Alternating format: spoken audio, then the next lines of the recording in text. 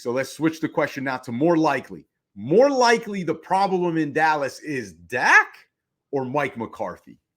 A little secret. It's neither. It's the guy upstairs, man. It's Jerry Jones. It's Jerry Jones. Like, I'm not even a Cowboys fan. This shit is annoying to me. Like, he is the head coach. He's the franchise quarterback. He's the offensive coordinator. He's the owner. He's the GM. He's the head trainer. And he's the head of public relations. He's everything for the Dallas Cowboys. A team cannot be successful with one man holding all those titles. Like, talking about just going home and being a family man, Jerry should have did that about 15 years ago. Like, it is ruining this team because nobody can do their job to the fullest of their abilities as long as he's hovering over this franchise. Like, Jerry Jones being who he is the reason why that Green Bay game happened. It's the culmination of what people have been saying for years. Jerry is the problem. So I'm going with neither of the guys. All right. Well, you skirted the question. I mean, you. Oh, if you want me to really pick one, it's Mike McCarthy, but I figured you didn't want to talk about him. All right. No, because anytime I'm like, this is a tough question, I can't pick. You're like, oh, you got to pick. So you went around the question, but I'll be courageous enough to answer. It's Mike McCarthy. I mean, how is it Dak's fault? Oh, say it again. I'll be courageous. No. It's Mike McCarthy part. It's Mike McCarthy's fault. It's Mike McCarthy, the guy that you were pounding the table for. You're like, hey, he locked himself. He locked himself in a cabin for a year. He watched Sean McVay film, and he learned how to call offense in this new NFL. Okay. He should get a chance. Okay, one, I never said he locked himself in any sort of room. Yes, he's not Aaron Rodgers. Two, I said that. Yes, he's trying to change. Like, he's starting to become more analytical with things. He's looking at football in a different way than just keep doing the same thing because it wasn't working for him. Should he have gotten a chance? Sure. Is he the problem? Yes. Because how is it Dak's fault that the defense gives up 48 points? It's not Dak's fault. And they looked as a team as if they were already looking ahead to the San Francisco 49ers 2 weeks from now. Like, they were so worried about that game. Right, in the NFC title, that they were overlooking not only Green Bay, but they were overlooking Detroit having to come in had Dallas won. Like, that was not going to be an easy game for Dallas. So that's on coaching. When a team is looking ahead, they don't look prepared, and they don't look focused in a game, that's on coaching. Yes, of course, some of it's going to be on the players, but if we're picking one of the two here, it's on McCarthy. They had 3 12-win seasons, I believe, here in a row. The last two, they did not come away with a playoff win. First time, I believe, in NFL history, a team has won back-to-back seasons, 12 games in the regular season, but no playoff game. That's coaching. That's coaching so takes the blame. Coaching so takes the blame. And I'll add on to that. Like, Dan Quinn is not exempt from this either, because he's supposed to be this greatest defensive coordinator in the game. He's a top guy on a lot of teams' list to get him in there to get a job, and it's like for what? Both of those guys should not be head coaches next year. Like, that's what they showed me in this game, and how they were trying to scheme guys. It just looked terrible. Like, and I'll throw a little shade to the Dallas receivers too. Like, every time they were showing replays, those dudes were covered. I'm sorry, they were covered. Nobody was getting open. Like, I didn't see CeeDee Lamb getting open. Cooks wasn't getting open.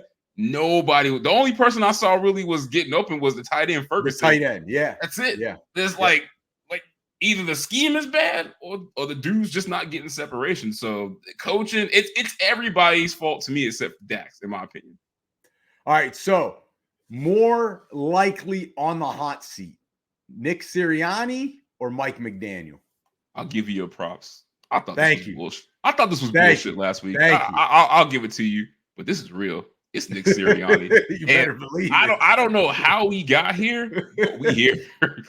And I'm starting to see a lot of things that Nick Siranni used to do that we overlooked because they had success. I think those are things that tear down a team. To me, he reminds me a lot of Rex Ryan. Like, his antics are great when things are going well, but as soon as shit starts hitting the fan, like, players get tired of that real quick. Like, you see videos of him like flipping off other teams, cursing at fans.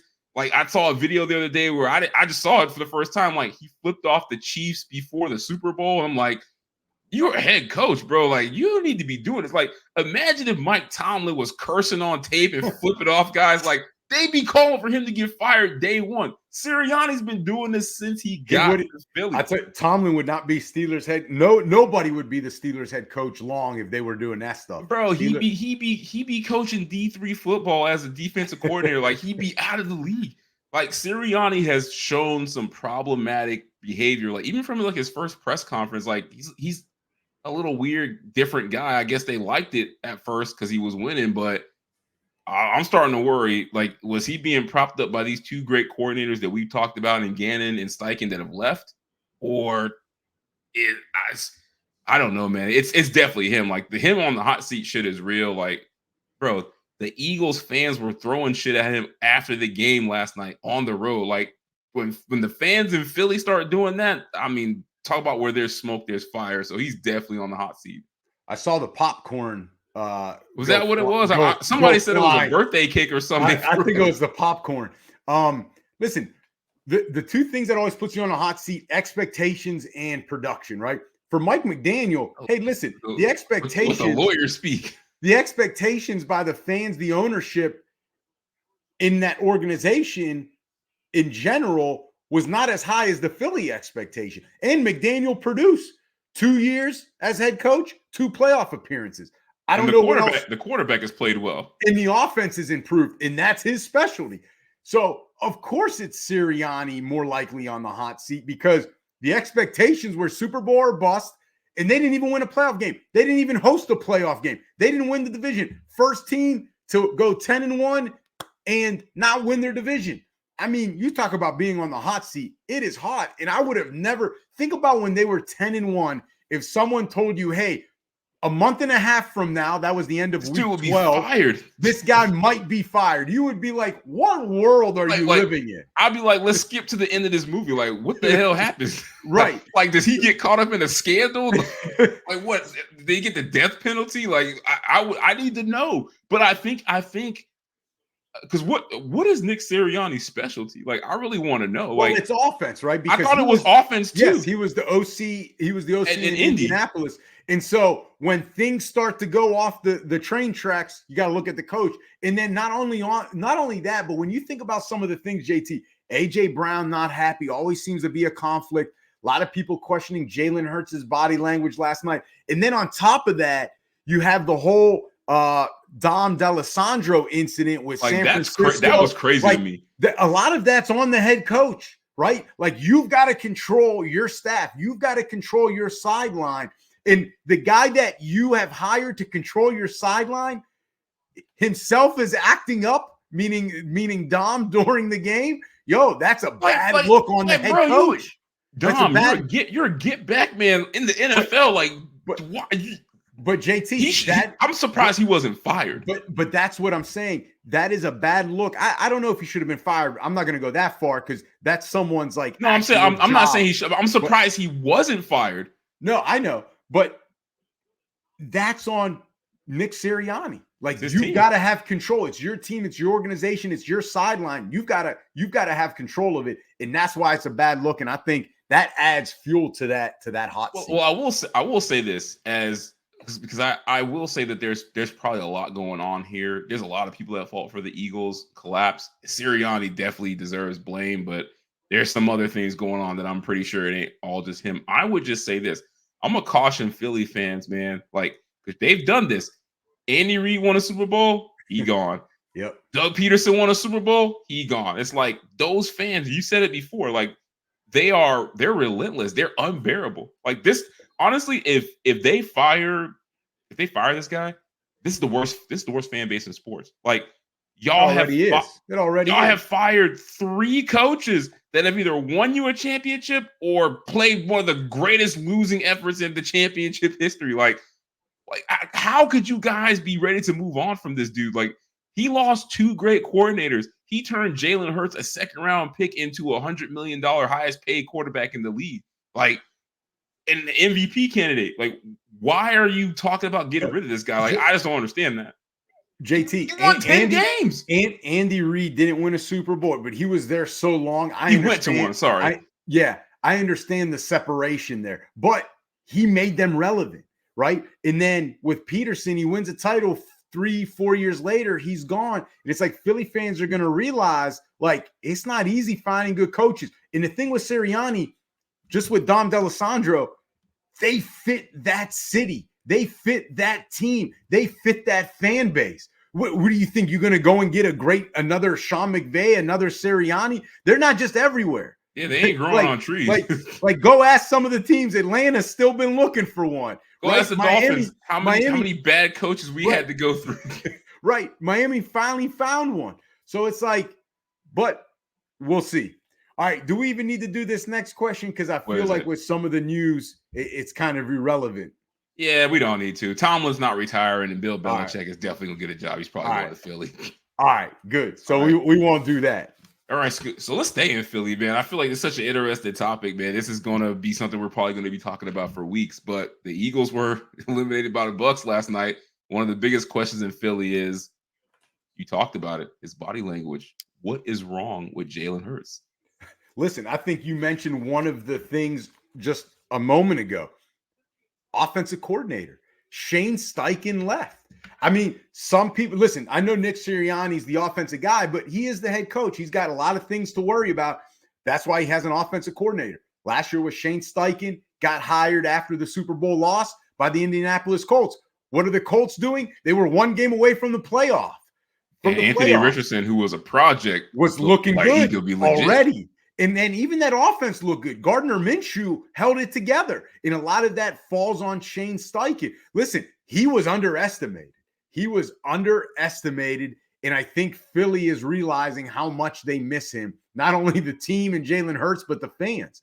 And listen, again, they look like they were not prepared for the pressure last night. Shane Steichen, I highly doubt this would have happened under him. And then the other thing I'll say is the release of the ball by Jalen Hurts. This came up a couple times today, and I went back and looked at articles.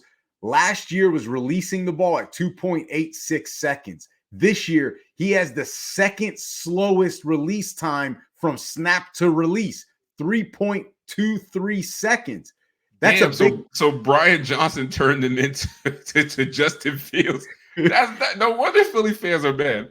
Right. I mean, he is hanging on to the ball too long. Now, you could say that's on Jalen Hurts, or like last night, you can say that was on the offensive coordinator. Or on scheme.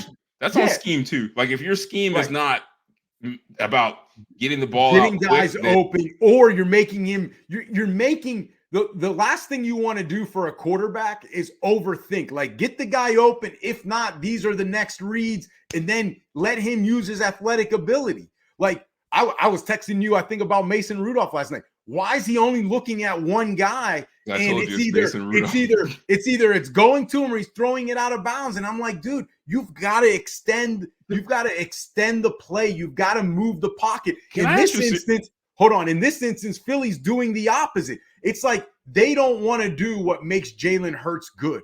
And that is the quick read or couple progressions and then extend the play. And it was like, and I know extending the play gives a longer release, but that wasn't the issue last night. The issue was you're not getting guys open and you weren't prepared for the blitz. So now you're not having a quick game. How don't you have a quick game in there? Run a screen. How are they not getting somebody like DeAndre Swift involved, like in the passing game? Like, I'm sorry, Swift, Goddard, and Devonta Smith, like those should have been the only three dudes that touched the ball last night. Like, I don't get it. Yeah. But serious question, because you know more about coaching than I do.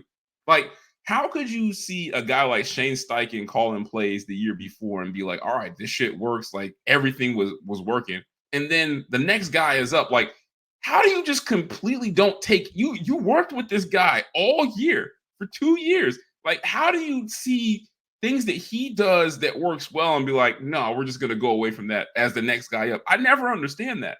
Well, I obviously didn't break down like Philadelphia Eagle film, so I don't know. Sound like you did, man. You knew the coverages, you knew the blitz protection packages, everything. I don't know if he's not using any of it or what he changed, but if he did change things, to your point, if they're not using some of the same things, or they changed things, or they went with a different scheme. I'm asking what would make a coach not do that? Let me give you the answer. The only thing I can think of is ego.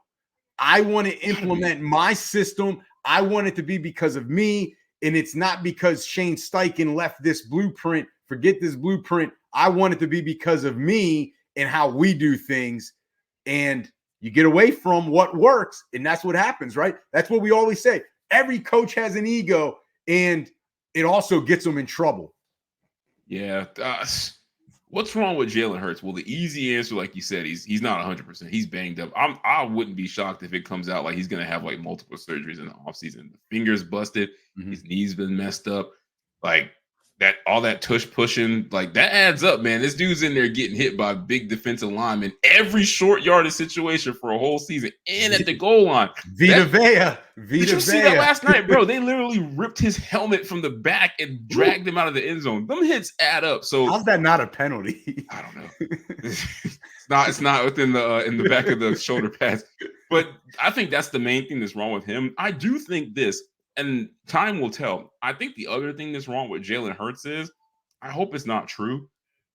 Sometimes when you have success, it can go to your head, and I hope that's not it, because he has seemed very like nonchalant, like I'm too cool for school, better than this type of guy since the Super Bowl. Like ever since everybody was like, this is the best performance in Super Bowl history in a losing effort. Like I feel like I just seen his demeanor change. And when you start doing stuff like that, the teammates change too, because AJ Brown, who for all intents and purposes I thought was his boy, and Jalen Hurts was the reason that he got the Philly, called him out multiple times on the sideline. Dallas Goedert last night, and shout out to Dallas Goedert. Like he should be the last guy calling somebody out, because this dude got his money and he barely plays. He's always hurt. But Dallas Goedert. Whoa. To his defense, though, 3 weeks ago he had a fractured arm. I get it. I'm not saying, but like he should understand, like, hey, like I'm doing the best I can if I'm banged up. But for him to call him out like that last night on the sideline when you know the cameras are watching, I gotta wonder if it's we're tired of this Jalen Hurts like persona, or we want you to step up and be more vocal that this is not working. So I think his teammates either want him to be more of a vocal leader, or they're just tired of his demeanor post that Super Bowl performance last year. So I think the injuries plus that are what's wrong with him. All right, that's fair. That's fair. We'll see what injuries come out during the offseason. All right, gonna be like the what's that Operation game? Remember that back in the day? That's gonna be like him. I know he's gonna have like 2 or 3 surgeries. Yeah, that was a fun game, by the way. I wasn't really good at it. All right, what's that supposed to mean?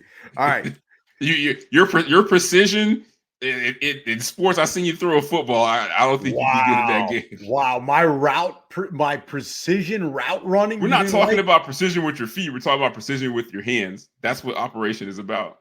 All right. So what's that got to do? Whatever. Anyway. All right. Anyway. All right. I wasn't blessed with, the John Elway arm. What you weren't blessed to hit the money route from the 50. I know. I get it. All right.